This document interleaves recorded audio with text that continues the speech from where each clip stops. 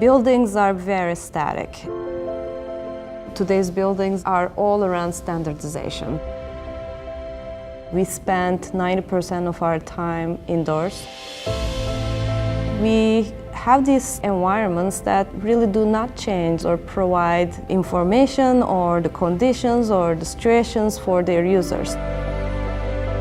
The spaces that we use right now don't evolve around the user's needs. So with my research, I try to focus on what we call responsive and adaptive built environments. So these built environments basically evolve around their users' needs, requirements, and preferences.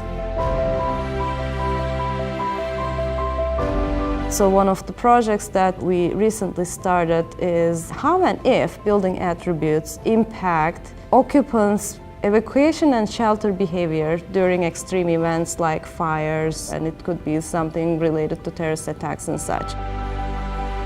We're talking about things like staggered doors, or we're talking about corridor width, corridor length. We're talking about how the space is organized, adjacencies of space, flow within the space, and some of the things that we bring into the design like barriers or limiting number of exits. How do all of these attributes impact people's behavior during emergencies is something we're focusing on. So we are interested in all kinds of built environments, and not necessarily only design, but also the construction stage as well. So the construction industry increasingly started to use automation and construction robotics. Unlike the manufacturing industry and some other industries, one difference that I find in our industry is we have various tasks, and those tasks require various levels of collaboration between the worker and the robot. When there needs to be a collaboration on a construction site, what kind of collaboration is required, and what type of collaboration also makes sense in terms of productivity and safety, and how we can build trust between the construction workers and the construction robots. So these are the things that we started investigating, which I'm excited about. So we are collaborating with a global engineering firm called Arup, and they have developed this IoT desks.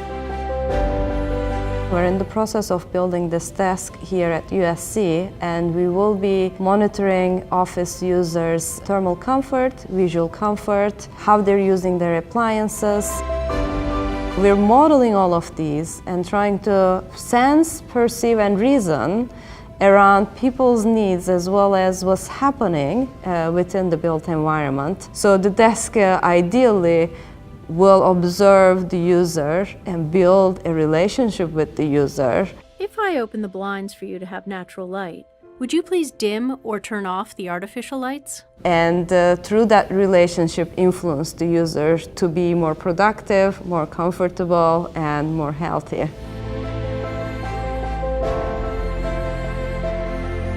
I strongly believe in the near future our buildings are going to be less static and more dynamic. I see walls that are movable, that provide different space configurations for different functions to take place, changing their lighting and thermal properties based on what's happening within the building, as well as buildings with persona, buildings that can build relationships with their users. One of the things that is really important for my research group is staying away from one size fits all. I'm more interested in moving away from that standardization towards personalization.